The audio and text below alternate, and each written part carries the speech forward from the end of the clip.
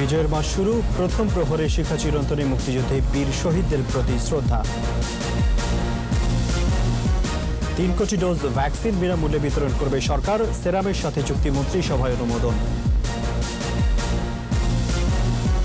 12 সপ্তাহের মধ্যেই শনাক্তের রেকর্ড 2525, মডার্না টিকা 94% সাফল্যের দাবি।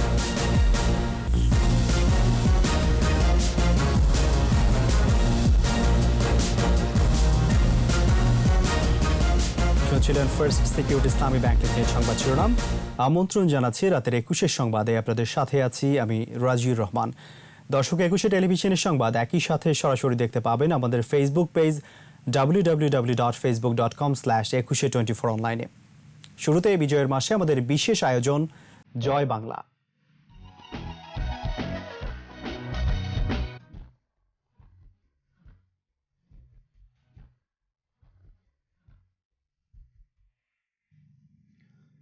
শুরু হলো বিজয়ের মাস। স্বাধীনতার সুবর্ণ জয়ন্তীর মুখে দাঁড়িয়ে বাঙালির উদযাপন করছে বিজয়ের 49 বছর। মূলত 71-এর ডিসেম্বরেই স্পষ্ট হয়ে যায় সবকিছু। বিজয়ের মধ্য দিয়েই বাঙালির মুক্তি সংগ্রামের পরিণতি, লাল সবুজের বাংলাদেশের অভ্যুদয়। বাকিটা জানাচ্ছেন আকবর হোসেন সুমন। ব্রিটিশ শাসন তো বটেই, পাকিস্তান রাষ্ট্রের জন্ম থেকেই বঞ্চনার ইতিহাস। সেই থেকেই শুরু বাঙালির মুক্তির সংগ্রাম। দীর্ঘ বঞ্চনায় দেয়ালে পিঠ ঠেকা বাঙালিকে মুক্তির দিশা দেন বঙ্গবন্ধু শেখ মুজিবুর রহমান। দিনের পর দিন মিছিল, স্লোগান আর নানা দাবি গিয়ে ঠেকে মুক্তির দাবিতে, স্বাধীনতার দাবিতে। বাংলার মানুষ মুক্তি চায়,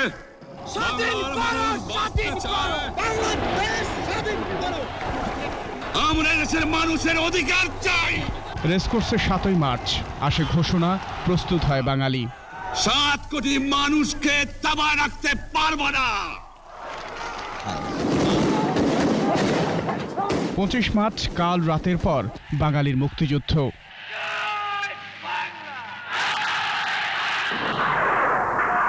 মার্চ থেকে ডিসেম্বর, যত দিন গেছে কোন ঠাসা হয়েছে হানাদাররা। বাঙালির স্বাধীনতার লড়াইকে আড়াল করতে বেতারে ইয়াহিয়া খান ঘোষণা দেন, পাক ভারত যুদ্ধ শুরু হয়েছে। भारत की ये ताज़ातरीन और संगीन जारिहत हमारे खिलाफ। কাজে আসেনি কোনো ষড়যন্ত্র। ডিসেম্বরের শুরুতেই স্পষ্ট হয়েছে সবকিছু। আসলে 1971 সালের ডিসেম্বর মাসটি আমাদের জন্য অত্যন্ত তাৎপর্যময়, বিশেষ করে মুক্তিযুদ্ধের পরিণতিকালের সময় বলে আমরা স্পষ্টই বুঝতে পেরেছিলাম। নভেম্বর থেকেই বলা যায় যে পাকিস্তানিরা সারা দেশের বিভিন্ন সীমান্ত অঞ্চলে মুক্তি বাহিনীর হাতে পরাজিত হচ্ছে এবং তারা ক্রমশ দেশের ভেতরের দিকে চলে আসছে, বিশেষ করে জেলা শহরগুলোতে আশ্রয় নিচ্ছে। একে একে অনেক স্থান শত্রুমুক্ত করে মুক্তি বাহিনী। অপারেশনের মুখে বিভিন্ন ব্যারাক গুটিয়ে নেয় পাকিস্তানিরা।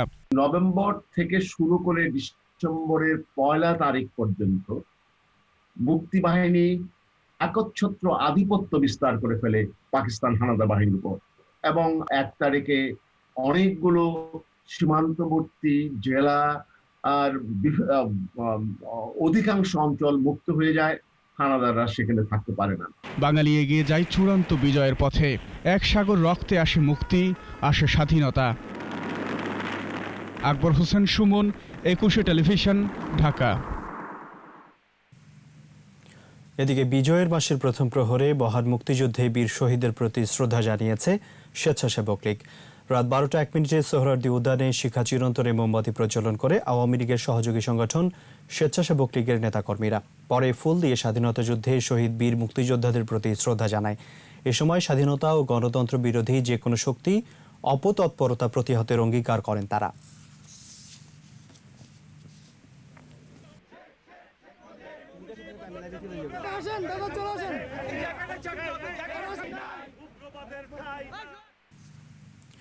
অক্সফোর্ডের 3 কোটি ডোজ ভ্যাকসিন সাধারণ মানুষকে দেয়া হবে বিনামূল্যে। এর বিতরণ করা হবে বিশ্ব স্বাস্থ্য সংস্থার প্রোটোকল মেনে। টিকা পাবার ক্ষেত্রে সম্মুখসারী যোদ্ধাদের অগ্রাধিকার দেওয়া হবে। প্রধানমন্ত্রী শেখ হাসিনার সভাপতিত্বে মন্ত্রিসভার নিয়মিত বৈঠকে এসব সিদ্ধান্ত হয়েছে। মোহাম্মদ নুরুন নবীর জানাচ্ছেন বিস্তারিত। পুরো বিশ্বের নজর এখন করোনা ভ্যাকসিনের দিকে। গবেষণায় এগিয়ে আছে এমন বেশ কিছু প্রতিষ্ঠানের সাথে যোগাযোগ অব্যাহত রেখেছে বাংলাদেশ। অক্সফোর্ডের ভ্যাকসিন উৎপাদনের সাথে যুক্ত ভারতের সেরাম ইনস্টিটিউটের সাথে গেল 14 অক্টোবর 3 কোটি ডোজ ভ্যাকসিন কিনতে সমঝোতা চুক্তি স্বাক্ষর হয়েছে। 5 নভেম্বর চূড়ান্ত হয় ত্রিপক্ষীয় চুক্তির খসড়া। এরই মধ্যে বরাদ্দ করা হয়েছে 735 কোটি টাকা। সোমবার মন্ত্রিসভার নিয়মিত বৈঠকে গণভবন থেকে ভার্চুয়ালি যুক্ত হন প্রধানমন্ত্রী শেখ হাসিনা। করোনার সার্বিক পরিস্থিতি এবং ভ্যাকসিন বিষয়ে আলোচনা করে মন্ত্রিসভা প্রথম দফায় 3 কোটি ডোজ ভ্যাকসিন বিনামূল্যে দেয়া হবে বলে সিদ্ধান্ত হয়েছে। পরে এ বিষয়ে সাংবাদিকদের অবহিত করেন মন্ত্রিপরিষদ সচিব। AZD 1222 এটা বাংলাদেশ সরকারের কাছে 3 কোটি ডোজ তারা বিক্রি করার যেটা প্রস্তাব ছিল, এটা মাননীয় প্রধানমন্ত্রী অনুমোদন করছে। মানে এখনও বলা যাবে না যে কোনটা অ্যাকচুয়ালি খুব বেশি এফেক্টিভ হবে।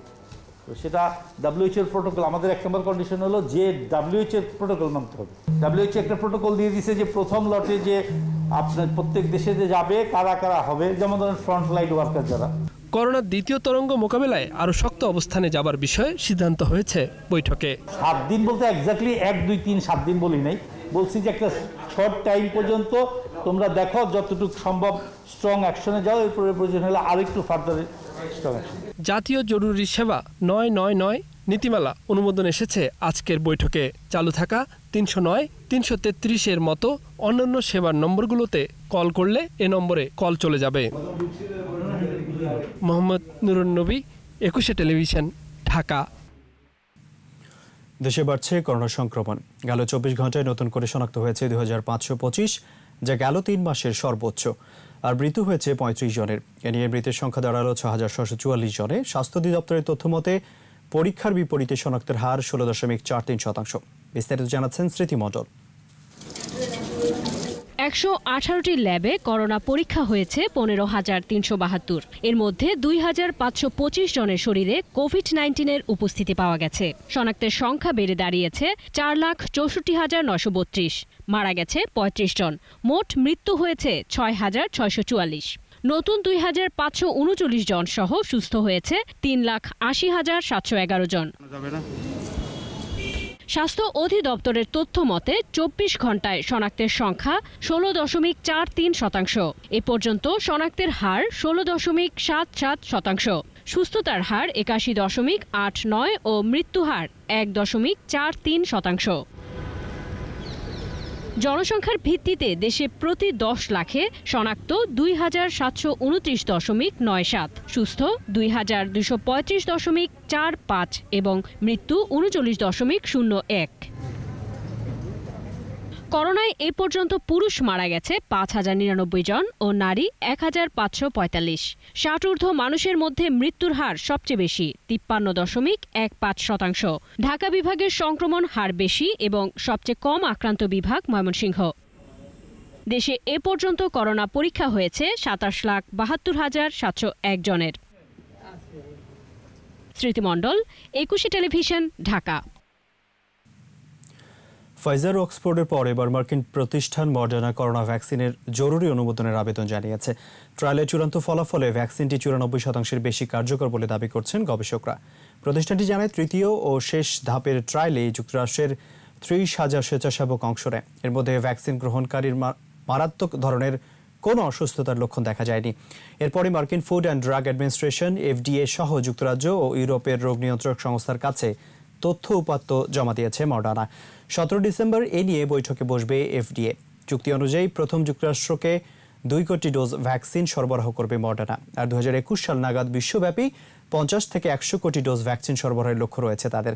এই ভ্যাকসিন সাধারণ ফ্রিজেই সংরক্ষণ করা যাবে বলে জানিয়েছে প্রতিষ্ঠানটি।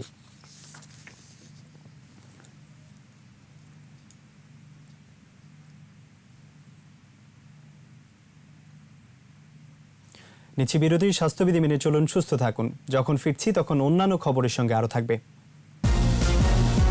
মানব পাচার মামলায় 6 আসামির বিরুদ্ধে ইন্টারপোলের রেড নোটিশ, শনাক্তে ফরেনসিক তথ্য চেয়েছে ইতালি। খবর আমন্ত্রণ রাতের 21 সংবাদে। ইসলামের অপব্যাখ্যা দিয়ে ধর্মপ্রাণ মানুষের মনে একটি উগ্র সাম্প্রদায়িক গোষ্ঠী বিদ্বেষ ছড়ানোর অপচেষ্টা করছে, এমন মন্তব্য করেছেন আওয়ামী লীগের সাধারণ সম্পাদক ওবায়দুল কাদের।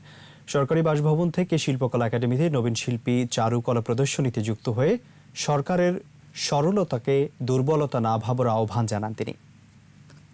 আমরা মনে করি একটা মহল বুঝে শুনে আজকে অপপ্রচার করছে, দেশের শান্তি বিনষ্ট করতে।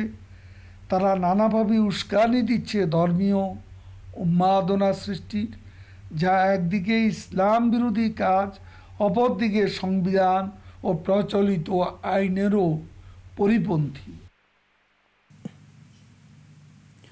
লিবিয়ায় ২৬ বাংলাদেশিকে হত্যার ঘটনায় ৬ পলাতক মানব পাচারকারীর বিরুদ্ধে রেড নোটিশ জারি করেছে ইন্টারপোল।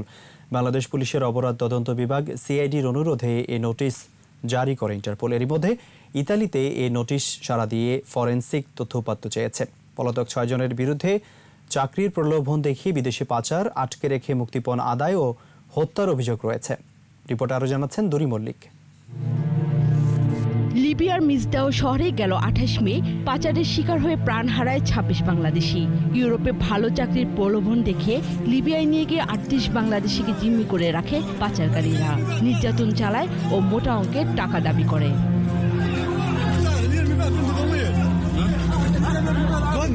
এ ঘটনার পর ঢাকাসহ বিভিন্ন স্থানে বেশ কয়েকটি মামলা হয়। এর মধ্যে হত্যায় জড়িত ৬ মানব পাচারকারী বিভিন্ন দেশে পলাতক রয়েছে। এবার তাদের ধরতেই ইন্টারপোলের সহায়তা নিয়েছে সিআইডি। জারি করা হয়েছে রেড নোটিশ। ওই ৬ জন হলেন মিন্টু মিয়া, স্বপন, সাদাত হোসেন, নজরুল ইসলাম মোল্লা, ইকবাল জাফর ও তানজিরুল। ইন্টারপোলের নোটিশে বলা হয়, নজরুলের বাড়ি মাদারীপুর, সাদাতের ঠিকানা ঢাকায় ও বাকি ৪ জনের বাড়ি কিশোরগঞ্জে। ইন্টারপোলের নোটিশ জারির পর মিন্টু মিয়ার ব্যাপারে সাড়া দিয়েছে ইতালি কর্তৃপক্ষ। তাকে শনাক্ত করতে এরই মধ্যে ফরেনসিক তথ্য চেয়েছে তারা। পলাতক এসব আসামিরা যাতে তাদের পাসপোর্ট নবায়ন করতে না পারে সে ব্যাপারে সতর্ক রয়েছে সিআইডি।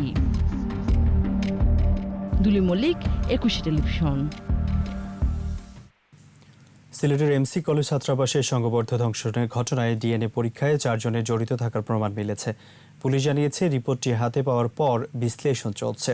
খুব শীঘ্রই আদালতে চার্জশিট দাখিল করা হবে। সিলেট বিভাগীয় প্রতিনিধি ওয়েস্ট কোস্টের রিপোর্ট জানাচ্ছেন রত্না জামান। গত ২৫ সেপ্টেম্বর রাতে এমসি কলেজ ক্যাম্পাসে স্বামীকে বেঁধে সংঘবদ্ধভাবে ধর্ষণ করা হয় গৃহবধূকে। এ ঘটনায় বিক্ষোভে ফুঁসে ওঠে সিলেট। পরে পুলিশ ও র্যাব অভিযান চালিয়ে ঘটনার মূল হোতা সাইফুর, শাহ রনি সহ ৮ জনকে গ্রেপ্তার করে। এ ঘটনায় এরই মধ্যে স্বীকারোক্তিমূলক জবানবন্দি দিয়েছে আসামিরা। ধর্ষণের মেডিকেল পরীক্ষার পর সংগ্রহ করা হয় ডিএনএ আলামত। প্রায় ২ মাস পর তার রিপোর্ট হাতে পেয়েছে পুলিশ। এতে সাইফুর, তারেক, রনি ও অর্জুনের জড়িত থাকার প্রমাণ মিলেছে। ডিএনএ রিপোর্ট আইওর কাছে এসে পৌঁছেছে। মামলা তদন্তকারী কর্মকর্তা খুব শীঘ্রই এই মামলার পুলিশ রিপোর্ট তথা চার্জশিট বিজ্ঞ আদালতে দাখিল করবে। ডিএনএ অ্যানালাইসিসে যাদের সংশ্লিষ্টতা পাওয়া গিয়েছে সেটা চার্জশিটে বিস্তারিত জানা যাবে। আসামিরা স্বীকারোক্তিমূলক জবানবন্দি দেওয়ার পর অপেক্ষা ছিল ডিএনএ রিপোর্টের। এখন দ্রুত চার্জশিট দেয়া যাবে বলে জানিয়েছে পুলিশ। রত্না জামান, ২১ টেলিভিশন। যশোরে পাচারের সময় ৩০টি সোনার বার জব্দ করেছে বিজিবি। আটক করা হয়েছে ৩ পাচারকারীকে। বিজিবি জানায়, সোমবার বিকেলে জেলার যশোর মাগুরা মহাসড়কের বাহাদুরপুরে ফেম পরিবহনের একটি যাত্রীবাহী বাসে তল্লাশি চালায় তারা। সে সময় ৩.৫ কেজি ওজনের সোনার বার জব্দ করা হয়। সোনার বারগুলো শরীয়তপুর থেকে পাচারের উদ্দেশ্যে বেনাপোল সীমান্তে নেওয়া হচ্ছিল বলেও জানিয়েছে বিজিবি।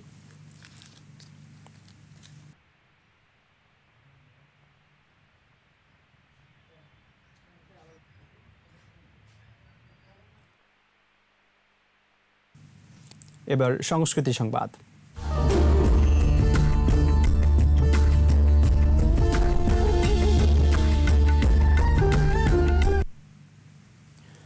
চারুকলা শিক্ষার্থীদের নবীন শিল্পীদের অংশগ্রহণে শুরু হলো ২২তম নবীন চারুকলা প্রদর্শনী। শিল্পকলা একাডেমির জাতীয় চিত্রশালায় এই আয়োজনে প্রদর্শনীতে হচ্ছে বিভিন্ন মাধ্যমে আঁকা ৫১৯ শিল্পীর চিত্রকর্ম ও ভাস্কর্য। আদিত্য মামুনের রিপোর্টে বিস্তারিত। সৃজনশীলতা দিয়ে পৃথিবীকে বাসযোগ্য করতে শিল্পের ভাবনার প্রসার ও নান্দনিকতার পথে এগিয়ে যেতে ১২টি মাধ্যমে শিল্পীদের কাজ নিয়ে এই প্রদর্শনী। সারা দেশের ১২টি পাবলিক বিশ্ববিদ্যালয়ের চারুকলার শিক্ষার্থী ছাড়াও অংশ নিয়েছেন ২১ থেকে ৩৫ বছর বয়সী শিল্পীরাও। প্রদর্শিত হচ্ছে তাদের ১৩৫০টি শিল্পকর্ম। ছোটবেলা থেকে আমরা সবসময় আর্ট বা এই ধরনের এক্সিবিশন দেখে আসি, তো আজকে আমি যখন শুনলাম এক্সিবিশন চলছে তখন মনে হলো যে না, দেখতে যাওয়া উচিত। কত বড় সাহস, এবং সে চ্যালেঞ্জ ছুড়ে দিচ্ছে বাংলাদেশকে। বঙ্গবন্ধুর ভাস্কর্য ভেঙে ফেলার অর্থ হলো বাংলাদেশকে অস্বীকার করা। সেটার জবাব হচ্ছে এই জাতীয় সৃজনশীল কর্মকাণ্ডকে অব্যাহত রাখা। চিত্রকর্ম আর ভাস্কর্যে তুলে ধরা হয়েছে জাতির পিতা বঙ্গবন্ধু শেখ মুজিবুর রহমানের জীবন আদর্শ, অসাম্প্রদায়িকতা সহ দেশের মানুষের সংগ্রাম আর ঐতিহ্যকেও। নবীন শিল্পী যে চারুকলা প্রদর্শনীটা, এটা খুব সম্মানজনক একটি প্রতিযোগিতা, যে কারণে আর কি তারা মহিষী নামটা ধারণ করতে পারছে। তো সেই মহিষীদের হলো আমি তুলে আনার ট্রাই করছি এখানে। এর আগে উদ্বোধনী অনুষ্ঠানে নির্বাচিত ১২ শিল্পীকে পুরস্কৃত করা হয়। জাতীয় চিত্রশালায় এই প্রদর্শনী চলবে ২৯ ডিসেম্বর পর্যন্ত। আদিত্য মামুন, ২১শে টেলিভিশন, ঢাকা। আর এর সাথে শেষ করছি রাতের ২১ সংবাদ। যাবার আগে ফার্স্ট সিকিউরিটি ইসলামী ব্যাংক লিমিটেড সংবাদ শিরোনামগুলো আরও একবার। বিজয়ের মাস শুরু, প্রথম প্রহরে শিক্ষা চিরন্তরে মুক্তিযুদ্ধে বীর শহীদদের প্রতি শ্রদ্ধা। ৩ কোটি ডোজ ভ্যাকসিন বিনামূল্যে বিতরণ করবে সরকার, সেরামের সাথে চুক্তি মন্ত্রিসভায় অনুমোদন। এবং ১২ সপ্তাহের মধ্যে শনাক্তের রেকর্ড ২৫২৫, মডার্নার টিকা ৯৪% সাফল্যের দাবি।